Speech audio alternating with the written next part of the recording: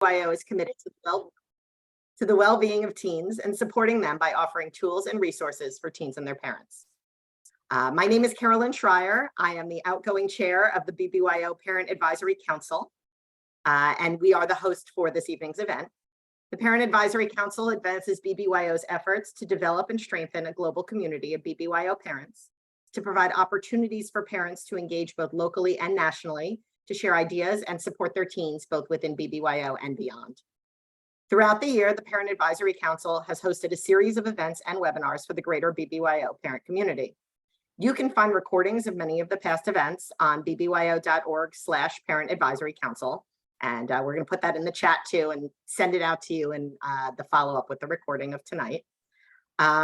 If you're interested in getting more involved in supporting BBYO, please use the link in the chat as well. And we'll put that in there now too.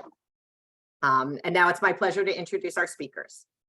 Zach Gottlieb is the 17-year-old founder of Talk with Zach, a Generation Z movement and community that harnesses the power of young people worldwide to engage in important conversations that change the culture and openly address everything related to our generation's well-being. Talk with Zach has been featured in Time, Today, CNN, PBS, and NBC News, among others. His motto is, "We can't change what we don't talk about." Leslie Rosen Stern is a skilled leadership coach, supportive wellness specialist, and strategic engagement professional. Leslie is a 10-for-2 professional, providing vital strategic support 10 months of the year to helping nonprofit organizations advance initiatives as managing director of Meeting Your Mission, a boutique consulting firm. The other 2 months of her year are devoted to serving as a senior director in immersive camp and Israel travel programming in support of youth, families, teens, and their staff. She holds a master's in social work from Columbia University and a Master of Arts in Jewish Studies from the Jewish Theological Seminary. Additional certifications include youth mental health first aid, diversity, equity, and inclusion, and the science of well-being. We will have time for audience questions at the end of the discussion, but if something comes up as you're listening, please submit it through the private chat to the participant marked questions for speakers, and we will get to as many of them as we can at the end. Zach and Leslie, take it away. Thanks for being here. Well, thanks for having us. Really excited for this event. Absolutely, a joy to be here. So Zach, how are you feeling today?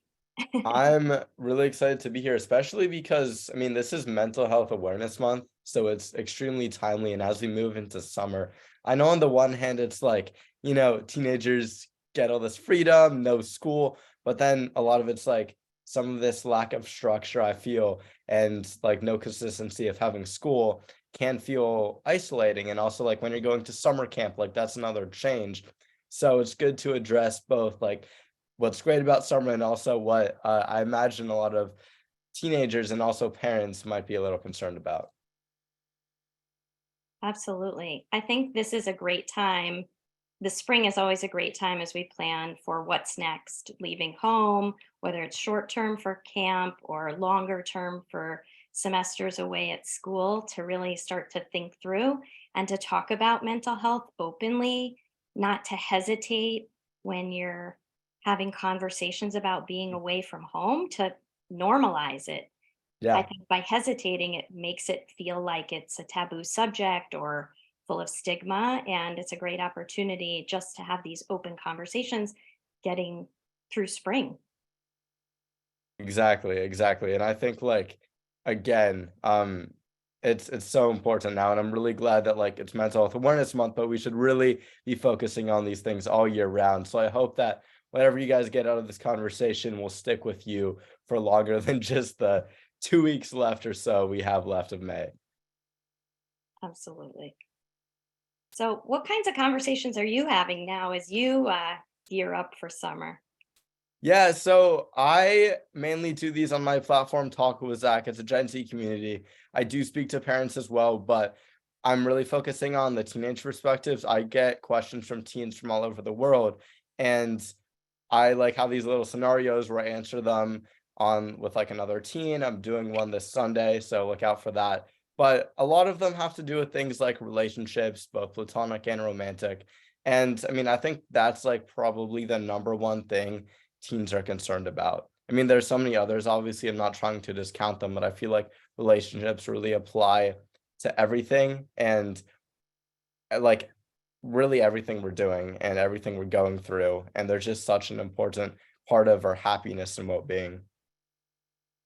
What does the conversation about relationships with parents sort of look like for Mm. you or for others who are going away to camp or college? What is a typical conversation about relationships, like you said, platonic, romantic, or other? Yeah. Um, I feel like especially like are you asking what these conversations look with parents in particular, or really with anyone?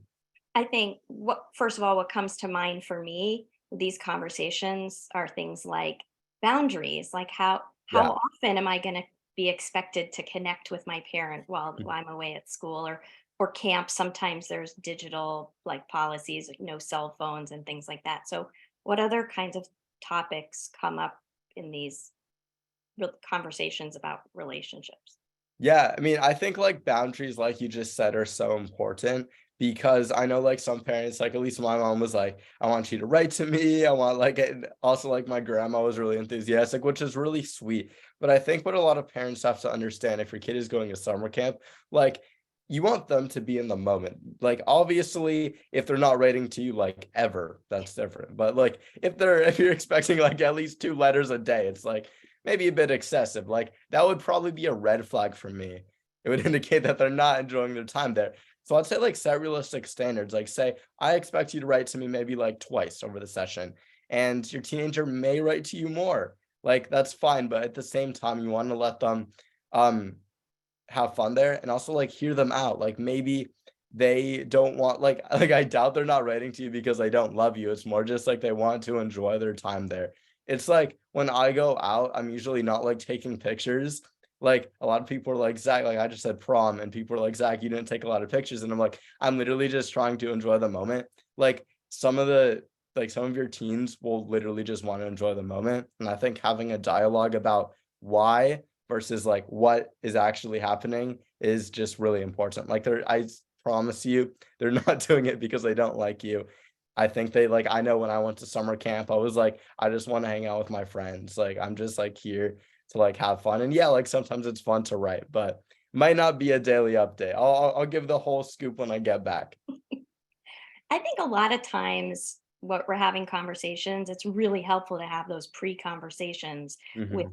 with your friends, but with your parents as you're getting ready to go away to camp and away to college, having an opportunity to talk as a family about things that are likely to happen. You may get a little like to the younger teens who may still experience homesickness of going away for these longer stretches. Lots of teen summer programs are Yeah. several weeks away at home and sometimes 2 months away at a summer camp opportunity. So getting ready to have conversations about what when you feel sad or when you feel homesick or when you don't get the hobby or the program or the track Yeah. that you wanted, like what are you going to do? What is your strategy for coping when you feel sad and you're away from home and you can't pick up the Mhm. phone as easily and talk to mom or dad? Like who Yeah. can you go to having conversations about that at camp? Oh, it's easy, right? I'm going to Yeah. share with you the Yeah. camper What's care person or the wellness person or the social worker or the camp mom or a trusted counselor or, oh, you've been going to camp with so and so who's your best friend's older brother. These are great trusted people. Having a chance to plan ahead in those circumstances. And the same, I think, goes for college. When you go away oh to yeah. college, recognizing there are dorm resident advisors in the residence halls, and there are people who are your sometimes your faculty advisor. Maybe some of what your stresses might come up are related to academics, and then there's the like wellness center and other like on campus like actual resources. But if you don't have those conversations ahead of time, then when things do creep up, you're searching for them and you're likely to be much more challenged and much more stressed.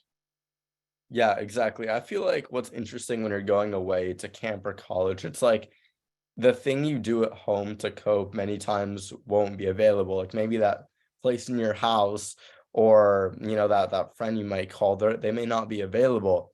So recognizing that and asking yourself, what would be helpful in a different setting? What can I do when I get there that would help me calm down? Maybe it's like taking advantage of one of those resources, or maybe it's knowing that like you like taking walks, or you like just reading a book, or like doing something like that, or maybe you'll have another friend, like you'll have that relationship, or you'll keep in touch with the friend you talk to now, whatever it may be. I feel like just knowing that like your coping mechanism may be a little different, and that's okay. Just like knowing what you're gonna do though is gonna give you a lot more confidence, because then when something happens, you'll be a lot less anxious. Yeah, absolutely. I think just having, I think a lot of times when we're preparing for camp, it's so much focus on the shorts, the t-shirts, the shower Yeah. bag, the shower box, getting all the toiletries in order and getting matching stationery. Well, kids don't really do Mhm. like matching stationery anymore, but getting ready for camp, it's like, do I have enough bug spray and sunscreen? And same Yeah. thing for college, like the bedding and the supplies for college. And we need to be doing the same thing when it comes to mental health, like what you said before about what I'm going to do and make a plan. And what parents can really do to best set their teens up for success is to have a plan. Like you said, when someone gets stressed at home, they may drop on the couch and pet their cat, or their puppy, or maybe they just have other sensory things that they enjoy.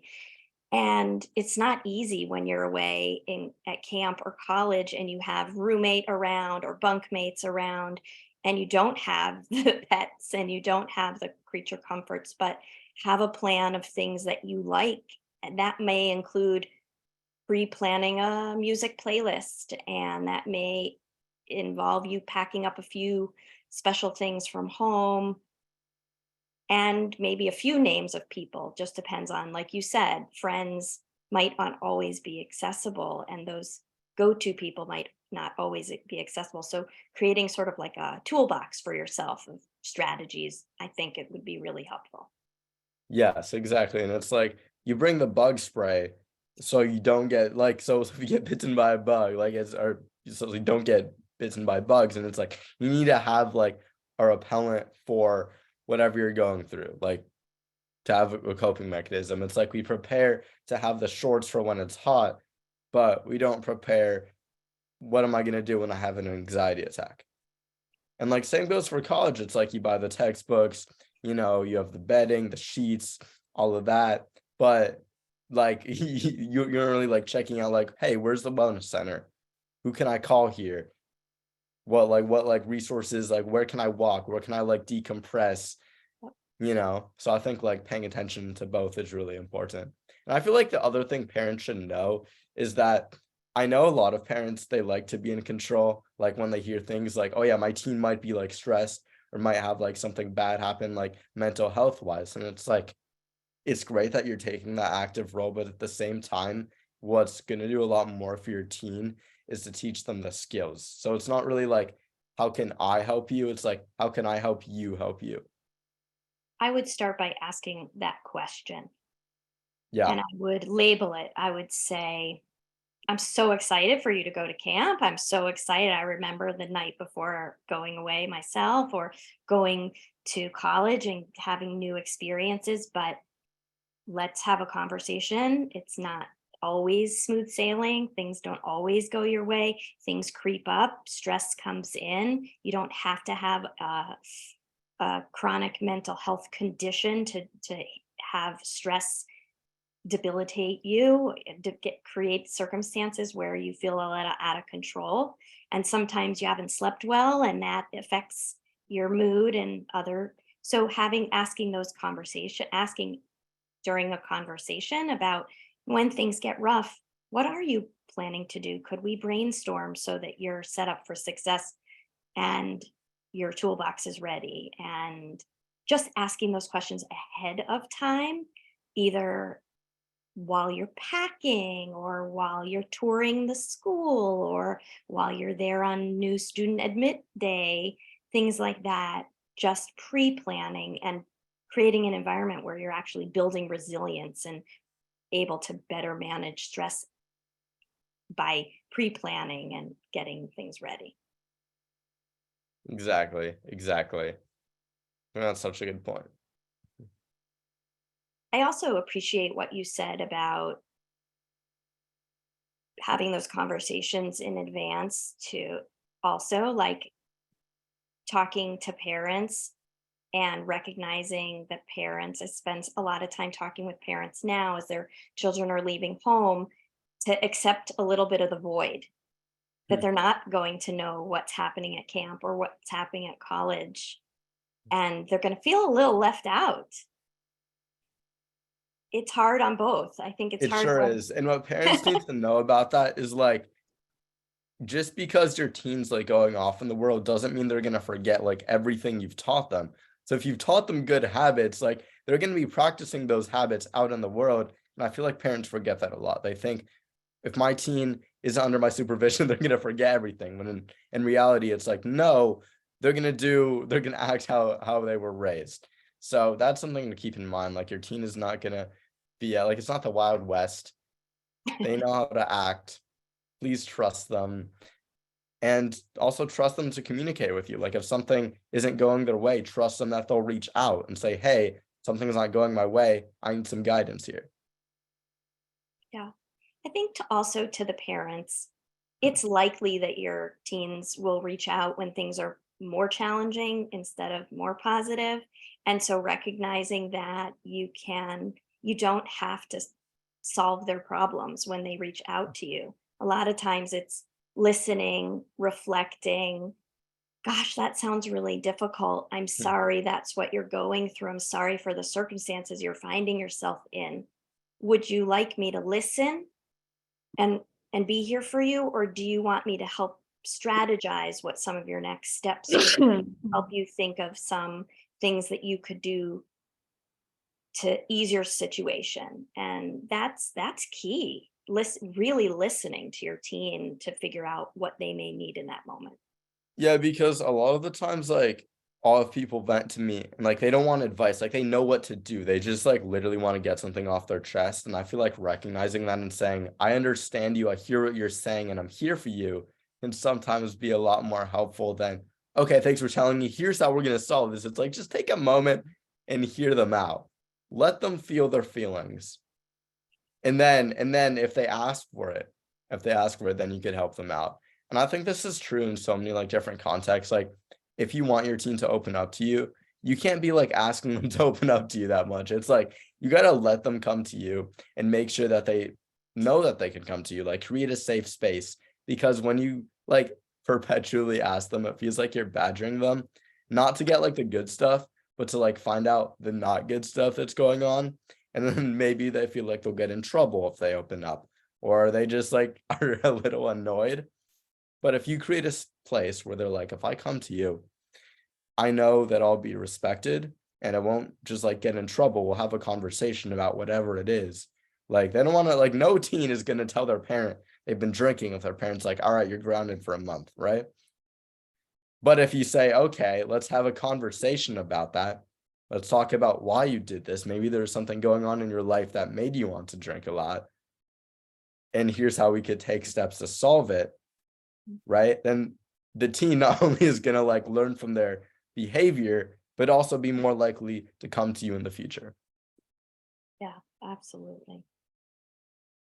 I think there's a lot there to unpack there in terms of boundaries, and when you are asking your teen to open up and be open-minded about some of the things that they may share. I Yeah. like the idea of preparing for going away also as a time to discuss, like what you said earlier in this chat, about when and how you're going to check in. Yeah. Do you want, and also like if a teen is going away from home with a cell phone, are you calling once a week? Are you Yeah. texting? Do you have other, are you on Snapchat just to connect with your teen? or I don't talk recommend that. right? Talk to your teen about where you want them, where you want to show up. And figure it out beforehand, because I guarantee you, like, if they leave and then you're like trying to talk, like it's just not gonna work. So figure that out beforehand, and also like have realistic expectations. Like, again, just like at camp, they're not writing to you every day. They're not gonna be like, they're in college. Like, it's a big red flag if they're sitting in the room calling you every night. I mean, obviously, like, I guess you could say, like, it does sound sweet, like calling your parent every night, but it's like you want them to go like be on their own, like learn how to be an adult and go have fun, go all out in the college experience. And I think it's totally reasonable to say, okay, maybe like once a week, maybe more if like something comes up or they want to talk to you, but generally like once a week about. And I think that's like a good boundary for both people. Like, the parent wants the communication and the kid wants the autonomy. There's also so many parents, like we said earlier, are so busy and focused on, we'll just take college, for example, like getting the supplies and the crates and the boxes and the shoe rack for the door and the bedding and all that stuff. And whether you go away to school, whether you live at home, but we're talking about this sort of launching off to school and getting ready. I think that there's that conversation about other stuff, other life skills, and like it I know we're talking about mental health, but we're also talking about doing all of these independent type things that are associated with mental health. Like when you're not feeling well, who you're going to go to, like your health and your mental health are wrapped up together, being mindful of like self care, right? Having those, not just thinking about, okay, I'm going to do laundry and wear cleaner clothes, but having a sense of, okay, I'm going Yeah, to like how do I take care of myself? Like, not just my clothes, but me. I think Me. that's And so what does that look important. like at away at school or at camp? Like that means prioritizing things like eating well and sleeping well and making sure that you're having an opportunity to move your body and get exercise every day, or you have opportunities. So when you're talking about camp with your teen, or you're talking about college, asking questions, not just like, oh, what are you going to do if you get sick? Go to the clinic or go to the go to wellness center. Really saying like, oh, you've been a lacrosse player all year. You've been a basketball varsity team player. What does that look like? What other sports are you thinking about getting involved in? What hobbies are you going to do this summer? And reminding your teen to stay active and physical and engaged in some of those things that really continue to bring them joy, that are also tied into their mental health. Exactly, exactly. And it's like, it's not like it's a change, but there's so many things you could take with you. And I feel like people need to understand that, like, yeah, you could, like, if you've enjoyed playing that sport, like, you could still like do it just in a different capacity. And I think that's like something to keep in mind. Like, it's not like you could take things from your life now. Maybe there's like a skincare routine that you love, like bring those products, right? And like, or maybe there's like a song that always like cheers you up. Like, you could still play that song in college. And I feel like knowing that, knowing what helps you, knowing what you could take with you is really a great step. Like a walk-up song, whatever your hype song is. Yeah, exactly. I also think it's important to think before you go away, not just about what your routines are, but like what you like to do for playtime, what you like to do for time in and like goal oriented things, and what you really like to do in your downtime. So, are you an exercise person? Yeah. Do you need music? Do you have all these different things? Like, really thinking about how you like to rest your brain and rest your body, and then also how you like to activate your body. Like, are you a sports person? Do you like to go to the gym? Do you like team sports? Do you like to be around people? Like, that has a huge impact on your mental health. Thinking through Exactly, how you're going to do exactly. that at camp or how you're going to do that away at school, and sourcing out, especially those who are going away to college, like sourcing out a lot of that in advance. Because for those who are starting college, they have on the quad, like those first couple weeks of school, like all the clubs and all the activities. And it can be really overwhelming, but pre-thinking in advance, like, I was involved in the music club, the a cappella group, or somebody who likes arts, or somebody who likes club sports, really thinking through, I'm going to intentionally check out some of those teams and clubs and stuff to continue, like you said, to continue doing the things you enjoy. Exactly. I mean, I think this is all such good advice. I'd love to turn it over to the audience now. I mean, I imagine there's so many questions that you parents have. So I don't know how exactly it works, but I think if you message Carly just in the chat. Questions for speakers. Yes. Yeah, and I don't know, Carly, if you have any already, but yeah, I think you guys can start typing them. But like, I think just to reiterate, like the main points are really just like relax a little, because I think a lot of the times parent stress, like kind of like teens feel that stress that their parents are having, and then they become stressed. So like if they're going to camp and your parents are like, oh my God, you could get bitten by these bugs, or the kids could be mean. Now the kid's like really worried about it, but instead if the parents like, oh my God, I'm so excited for you, here's some things to like help with the bad stuff, but you're gonna have a great time, then the kid's like gonna know what to do in those situations, but also be really excited to go. So I think that's like a good point to just like know, because I mean, as a parent, like it's so natural to get really stressed out. This question just came in, Zach. It says, what's a good way to support your teen when you hear their friends are getting into bad habits or situations? I feel like maybe, like, I mean, this really depends what it is and how serious it is. If it's like extremely serious, then like I'd say like go get some other type of help with other adults. But for the most part, I feel like if it's just the general like hanging with the wrong crowd, or like not doing your homework, that kind of thing, like just like asking them like, hey, like is everything good? Because usually like I know, and I'm not like as studious as I usually am, like there's something else going on in my life. And I also know that like a lot of the time I might not know, because I'm like hanging with like the wrong crowd or something like that. And obviously, like in retrospect, I might be like, oh my God, there's so many things, but just like getting a second opinion by someone who's wiser, like your parent, can be really helpful. So I feel like just like opening up a conversation about it, like don't tell them off. That's the worst thing you can do, but just ask them like why they're doing a certain thing. So this other question came in. My teen will not seriously discuss college with us, testing or majors, and is unengaged. What should we do?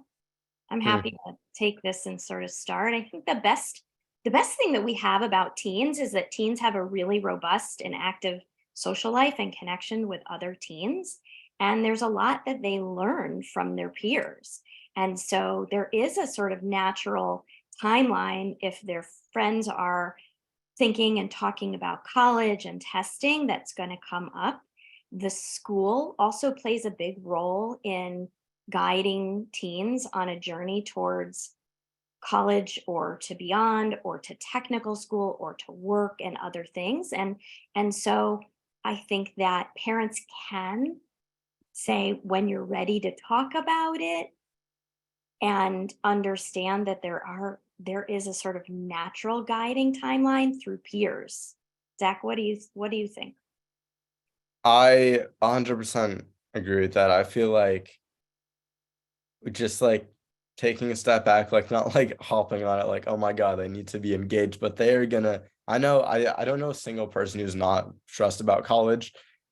So I just know that they're going to be stressed.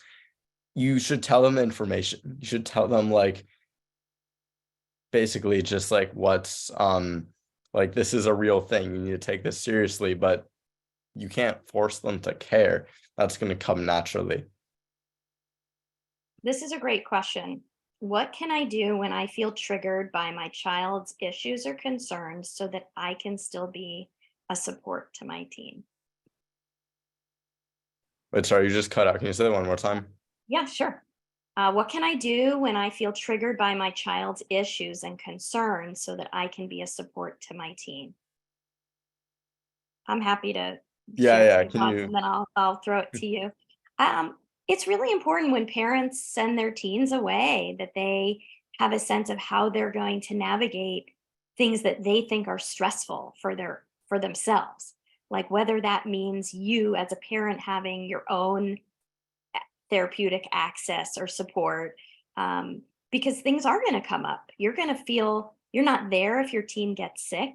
You're not there if your teen is handling like an overload of rigorous academic courses, or if something isn't going your way, maybe your teen didn't get into the club, fraternity, sorority, sport, or something that they wanted to. There's natural losses and changes and stress, and so it's not your life. But what you said before, Zach, is that hopefully the parents have given their teens some good coping strategies for how to handle things when they're stressed, and for themselves to not let it be a trigger to have their own coping strategies. You as a parent, are you going to the gym or going out for a run? Are you calling a friend on the phone to like, yeah, this is what's happening with my child away at school or at camp?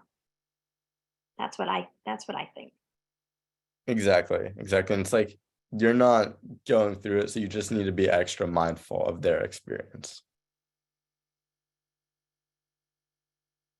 The next question, how do parents manage hearing from their friend? My friend is doing this and my friend is doing that. How do we get them not to compare their experiences? I mean, we're so prone to comparison, especially with social media. I feel like just like having them understand that your friends aren't sharing their lows necessarily. So like under just having that perspective, like, hey, like when you're like, it's just unfair. Like you can't, like it's not realistic to compare like you at your best, or sorry, your friend at your best to at their best to your teen, just like always, because there are ups and downs in life. I feel like another thing to keep in mind is like you should be focused on, if you're like, you should be comparing yourself to you. Like, are you doing better today than you were yesterday? That's all that matters. It's not like, are you doing better than someone else? Like, they're on their own journey, they're on their own path, but it's really just about where you are and how you're progressing. I think that's a great answer.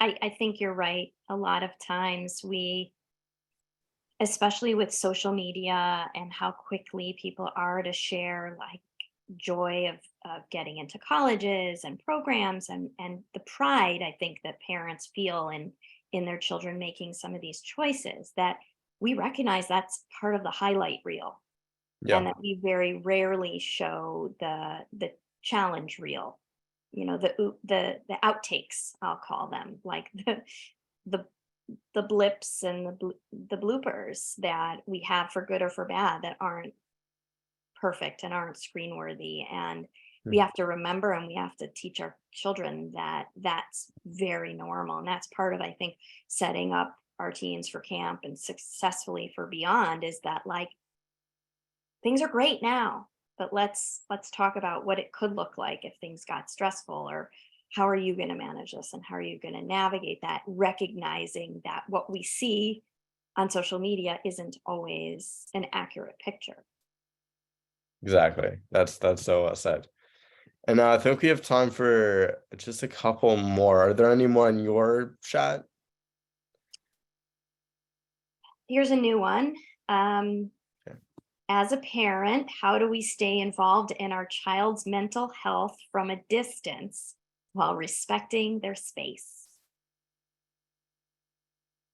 I feel like it's all about boundaries again. Like, ask them, how can I support you? And then having a conversation about that, because the worst thing you want to do is overstep, because that's the best way to get out of their mental health life. So yeah, just ask them what they need and do that, but don't overstep. I also think that like there's something that we're also not talking about here, which is we have people with diagnosed mental health ongoing maintenance, and we have people who don't have mental health challenges but have the normal daily mental health, our physical health, our mental health, our well-being. And we have to also think about things like medication. Like if you are someone or you're someone in your family is taking medication, staying involved in your child's mental health from a distance, you may have had an active role in helping to contact the physician and get the medical checks or get the medication refilled. But starting your camp makes it easy with those camp packs and camp meds and things like that, where parents are behind the scenes with medication, but helping your young adult, your teen going off to college to be able to manage their mental health, asking them, they're going to have to set up the med checks. They're going to have those wellness visits with the campus or camp doctor to get their refills. But having them start to do that before leaving home is helping them manage their mental health from a distance, but respecting their space and helping them learn those strategies. Okay, wow. This is the last question. Zach, what steps have you taken to recognize your inner superpowers and choose to use your voice for greater good? Inner superpowers, huh? I'd say what prompted me to start talking with Zach was I did this 2 years ago as we were emerging from COVID, and I realized no one could really talk about emotional well-being, especially guys. So I wanted to model not only how to be vulnerable, but also equip my generation with the tools to become emotionally fluent. That's really fantastic. I would echo and celebrate you and celebrate the way you've moved the conversation to the forefront. And I would absolutely say that preparing our teens for comfortable, open communication, for preparing for camp and summer and beyond, begins with honesty about things being stressful or challenging in the future, and taking the steps to develop our toolbox, to create open and honest conversations, to make a plan, and to think about what access we have and what resources we'll have access to. So this has been super fun chatting with you. Yeah, it's been great. Thanks everyone for joining, and thanks for having me. Zach and Leslie, thank you so much for taking the time for this very important and meaningful conversation. I think we all have a lot of takeaways that we can bring with us as we go back and interact with our teens and as they move forward with their summer plans. This was our last virtual parent event this year, and we're excited to hear from all of you about your experience with these events. You're going to get a very brief survey next week. Please, if you could fill it out, that'd be great, and we know how we can structure this for next year. We also hope you'll consider to support BBYO so we can continue to offer these free virtual events in the future. There is a link in the chat if you'd like to take advantage of that. But in the interim, thank you all for a great year. I wish you all a happy and a safe summer. And we look forward to seeing everybody in the fall.